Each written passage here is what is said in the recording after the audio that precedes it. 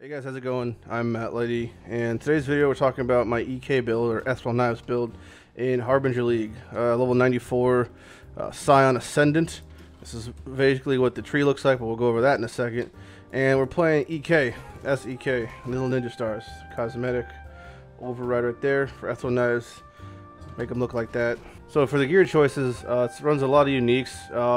You're using like a Pseudo 6link with the Tempest binding. This is a new Harbinger helmet, and it gives you a Ice Bite and Innervate, and that makes it so we do a lot of fucking melee damage. And in combination with that, we have level 4 in power, 2120 EK, Spell Echo, and Crit Strikes. This is a pretty good 6-link, 4-link. Oh, what is this PM? Running Biscos for Amulet because it's just best off everything. Rare rings, rare belt, rare gloves. Just a shitty rare shield, doesn't really matter. And Kaoms Heart and Kaoms Roots, just for a ton of fucking life. This pretty much makes it so with our minimal life investment on tree, we can still hit 6k life, which is perfectly fine. The tree is pretty standard fare. We branch off the attack speed, so our shield charges super fast. We are using Insanity Gloves.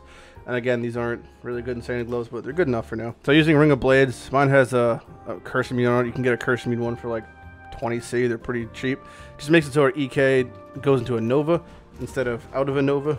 If you look at it without the jewel in, it kind of just goes forward in a little fan. And that's fine and all, but it's just strictly worse than Ring of Blades. There's no other way around it. It's just better. Picking up a Conduit and Overcharge just gives us a bunch of charges when we're just doing mapping. Pretty much mostly endurance charges. We get a bunch of power and Frenzy from the Innervate, Ice Bite. Doing a lot of cold damage. So a lot of our damage is actually converted to elemental damage between Ice Bite adding actual damage from our Frenzy charges and Innervate. Same thing for lightning. So our Duriani's is not like best in the slot, but it 100% increased LA damage is actually an insane amount.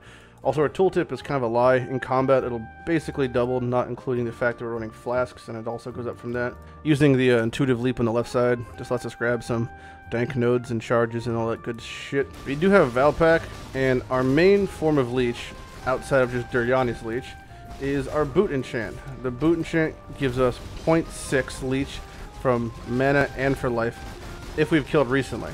This pretty much covers all our leeching when it comes to actual mapping. You can see when I'm in combat and actually have my charges up, tooltip is basically double what it was before. Herald of Ice Shatter really makes it so it covers our AoE pretty nicely. No real need to have Pierce or Chain or anything like that. If you ever do feel scared, you can always just pop Vingtars and you'll be pretty much immortal for that duration, assuming you don't get one shot. If you really feel that unsafe, you can spec into more life. I don't really have life on most of my gear, so even then it's not a big deal. 120k tooltip when actually killing shit, so it's pretty good. For the links, you have your standard Immortal Call, Cast and Damage Taken, Increased Duration, Hatred, Faster Attacks, and Shield Charge. You can also put Fortify in here. Curse on Hit, Assassin's Mark, Hell Device. This just makes it when you shatter it, everything gets frozen. And then our chest and our boots have no sockets, so we're pretty limited, but yeah, utilizing this, we basically get that Pseudo 6link with our EK setup. You don't have to have in power, you can put it in added fire. If you really don't want to run Kaoms Heart, you can run Belly or just a rare. And the boots just make it so we feel pretty safe overall. The party play of the build's actually pretty nice because since we have overcharge and conduit, you're constantly supplying your entire party with, you know, every single charge and at least 3 of them. And it just feels nice because it's a crit build and it's a fizz crit build. Reflect itself isn't really an issue, and the single target won't be ever amazing. Manic can be an issue sometimes, but even then it's not that bad. You'll see in a second our single target, especially against harder bosses like this, is going to be pretty fucking spooky. Pretty much once Vingtars does drop, you're just like dead in the water. Unless you just like dance a lot. What does he just sit there? But you're pretty fast that you can kind of just like manually dodge a lot of things and still do shit in a not too ridiculously slow pace. The subclass choices are kind of mandatory, I found. You have Slayer. This is basically saves yourself from Fizz Reflect. If you really wanted, you can get Witch 2. Our damage is pretty much 50-50 once we have charges up, so it's not a big deal. I just thought Slayer was honestly better than Elementalist. And Assassin as the second pick is pretty much just bar none the best because it just gives you all that fat crit chance. Really can't take advantage of the Path of the Shadow or the Path of the Slayer.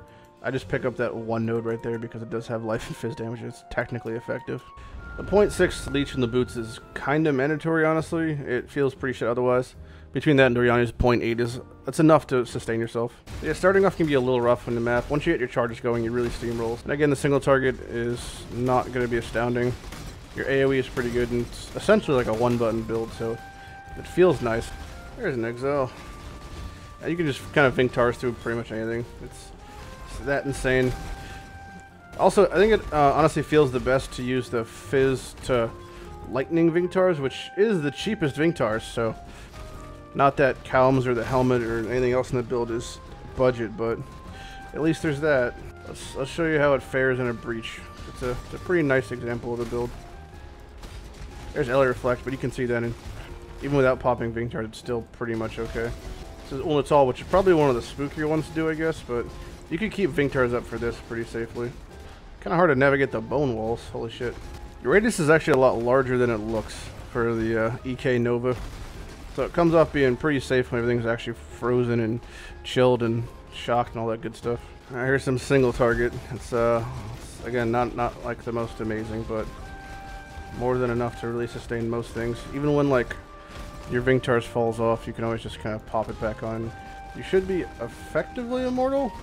As long as you don't get one shot. The second Vingtars drops, you're gonna die, but it's not super hard to get Vingtars back up. It is pretty fucking satisfying, that sound of critting with EK. Walk around with all these fucking charges.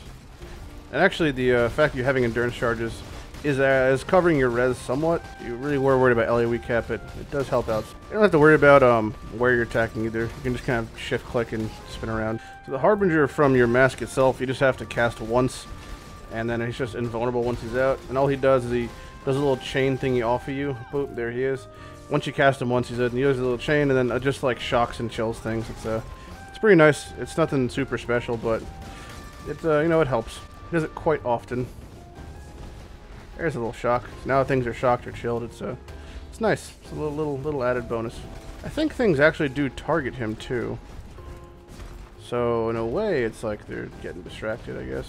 Plus, if you're lonely, you know, and you're like playing alone, but you don't like playing alone, and you're scared, you know, late at night, it's like playing with a friend, like playing with a little buddy. Since you're stun immune, you're shock immune, you're freeze immune, all because you have your flasks up pretty constant, you can just kind of sit in the middle and be pretty safe. You can also play this build as a Pathfinder or Raider if you really wanted. Alright, here's John with the fucking Valorb. Alright, dongers crossed. Nothing. Fucking nada. Alright, that about wraps up the EK build. EK Scion Ascendant with the Pseudo 6link from the new Harbinger Tempest binding helm running the double Kaoms. If you have any questions, feel free to ask them. I'm Lighty. You guys have a good day.